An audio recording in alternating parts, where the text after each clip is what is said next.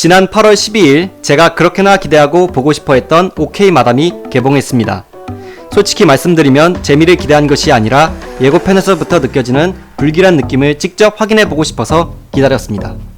영화표를 끊고 좌석에 앉아서 기다리는 와중에도 저는 마음속으로 아니겠지, 내가 괜한 걱정을 하는 걸 거야 라며 마음을 안정시켰지만 불길한 예감은 슬프게도 틀리지 않더군요.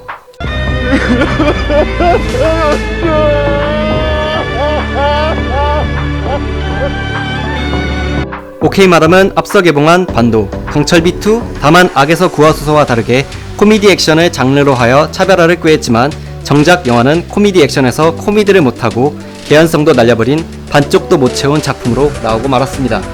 이번 영상에서는 영화의 문제점들을 하나하나 이야기해가며 진행하도록 하겠습니다.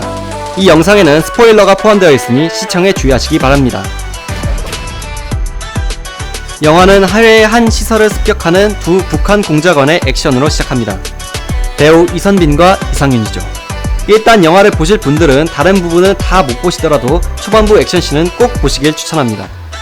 이 영화에서 가장 화려하고 공들인 액션씬이 나오기 때문이죠. 이 영화에 대해 칭찬부터 하고 넘어가자면 이 초반 액션씬과 더불어 영화 내에서 보여주는 액션은 정말 볼만합니다. 정말 배우들이 펼치는 육탄전과 사운드, 그리고 총격전은 하나도 버릴 부분이 없으며 저의 불안감을 떨쳐버리는데 충분했습니다. 그리고 영화는 그 장면 이후 꽈배기 찌개을 운영하는 주인공 미영의 가족을 보여줍니다. 부유하지는 않아도 화목한 가정이죠. 짧은 오로나민 씨 PPL이 지나가고 미영은 그 음료수에서 하와이 여행에 당첨됩니다. 그래서 그들은 꿈에 그리던 하와이 여행을 가게 됩니다. 저는 여기까지 과정에서 저의 불길한 예상이 맞아떨어지는 것을 보고 한숨을 쉬었습니다. 이 영화의 단점 중 하나는 지나치게 과장되고 웃기지 않는 유머입니다. 주인공 가족을 비롯한 대부분의 캐릭터들은 마치 미국 카툰 캐릭터 마냥 소리를 지르고 과장되게 행동하면서 관객들을 웃기려 하지만 안타깝게도 이게 전혀 웃기지 않습니다. 가족끼리 사사로운 일로 다툴 때도, 그리고 비행기 시간에 늦어서 공항에서 뛸 때에도, 옆에 사람과 이야기를 할 때에도, 심지어 납치가 된 이후의 위기 상황에서도 너무 과하다 싶을 정도로 과장된 연기를 하며 웃기려고 하지만 역시 관객들을 웃기지는 못합니다. 너무나 과장된 유머뿐만 아니라 유머의 수준도 이 영화의 가치를 깎아먹습니다. 대표적으로 배우 배정남이 연기한 승무원 현민이 보여주는 개그가 그러합니다. 미영이 떨어지는 땅콩을 멋지게 잡아내자 현민은 감탄하며 혹시 액션 배우냐고 묻습니다. 이에 미영은 그런 건 아니고 시장에서 일한다고 대답합니다. 이를 들은 현민은 네? 시장님이요? 영광입니다 라며 동료 승무원들에게 시장님이 타셨다고 오버를 하기 시작합니다. 그리고 동료 승무원은 이를 보고 저번에 승객이 경치가 장관이다 라고 한 거를 듣고 장관님이 타셨다고 오버 떤 거 기억 안 나냐? 라며 현민을 구박합니다. 네, 그렇습니다. 이 영화가 보여주는 개그의 수준은 딱 이 정도입니다. 정말 아재 개그도 아닌, 저로서는 웃을 수가 없는, 그리고 이해할 수 없는 은하 저편의 개그. 문제는 이 유머에 익숙해져야 남은 영화를 버틸 수 있다는 것입니다. 이러한 형식의 유머는 정말 시도 때도 없이 나옵니다. 심지어 위기의 상황에 진지해야 하는 그 순간에도 말이죠. 영화의 문제점은 여기서 끝나지 않습니다. 두 번째 문제점은 안 하는 게 더 좋았을 사회풍자입니다. 영화는 메인 스토리가 진행되기 전 비즈니스석에 앉아 만삭의 며느리를 갈구는 부자 시어머니와 갑질을 하는 국회의원을 등장시켜 영화 줄거리에 어울리지도 않는 사회풍자를 시도합니다. 저는 이 영화가 사회풍자를 했다는 사실 자체를 문제 삼는 게 아니라 이야기와 어울리지 않는 내용을 영화가 진행되는 내내 하고 있다는 사실을 비판하는 겁니다. 영화는 혹시라도 관객들이 사회풍자의 메시지를 이해하지 못했을까봐 이 인물들을 계속 등장시켜 1절, 2절, 3절에 뇌절까지 거듭합니다. 코미디와 액션을 보러 온 관객들은 이미 너무나도 잘 알고 있는 사실을 강제로 계속해서 봐야 되니 불쾌할 수밖에 없는 것입니다. 지루한 장면이 끝나고 드디어 영화는 메인 스토리가 진행됩니다. 바로 간첩 목련화를 찾기 위해 북한 공작원들이 비행기를 납치한 것이죠. 이때 화장실에 있던 미영은 아무런 상황을 알지 못하고 있다가 문 밖에서 자신을 공격하는 납치범 한 명을 제압합니다.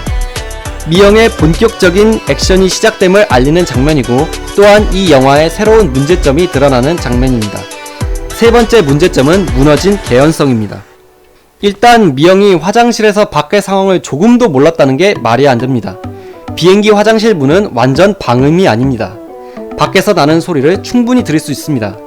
납치 사건이 발생하고 승객들이 비명을 지르고 납치범들이 고함을 지르고 있는데 화장실에 안에 있던 미영은 아무것도 몰랐다? 나중에 밝혀질 미영의 정체를 생각하면 너무나도 비현실적인 전개입니다. 그리고 이 개연성의 문제는 납치범들에게서도 나타납니다.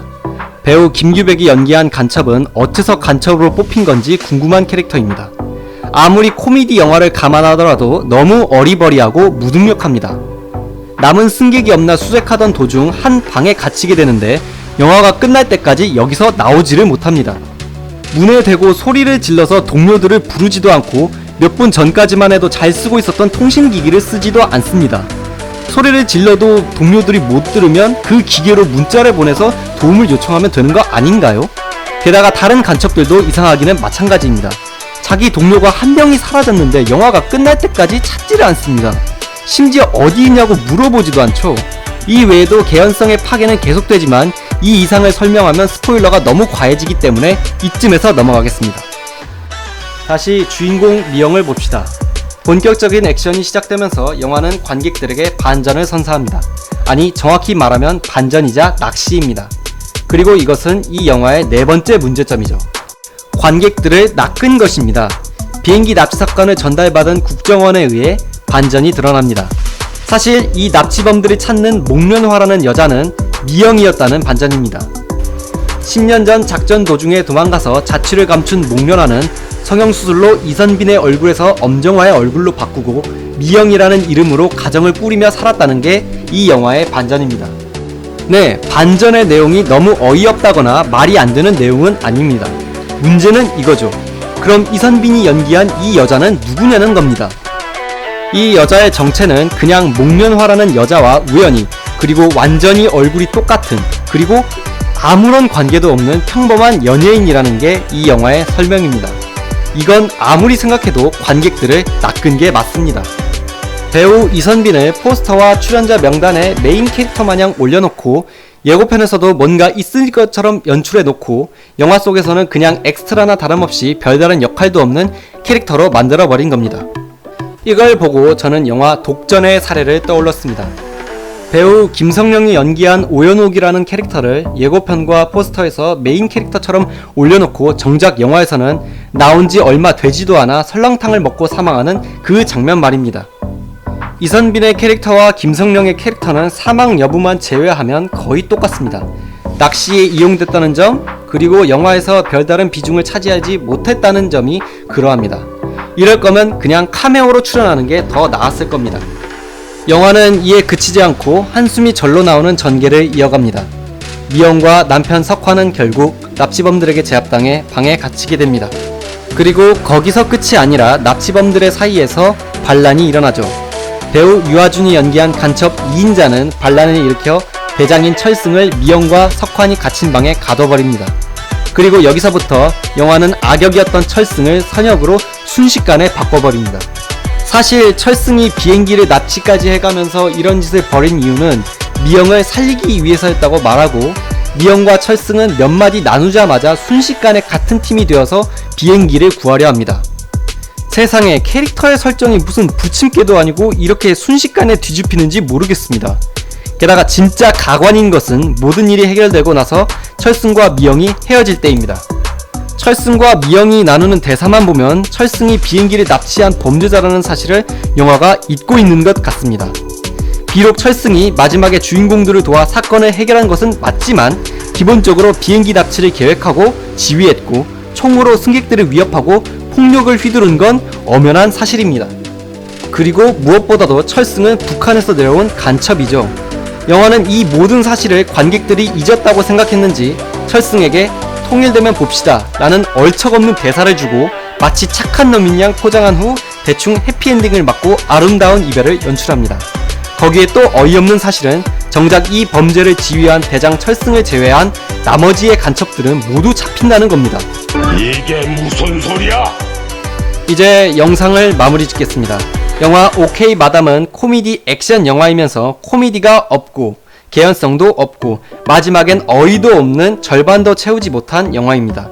쓸데없는 장면과 캐릭터가 너무 많았고 그 덕에 이 영화의 장점인 액션도 빛나지 못했습니다. 차라리 코미디나 풍자를 빼고 진지한 비행기 납치 액션 영화를 만들었다면 훨씬 좋은 작품이 나오지 않았을까 생각이 듭니다. 다음에 리뷰하는 작품은 좀 더 재미있는 작품이 나오기를 바라며 저는 이만 물러가겠습니다.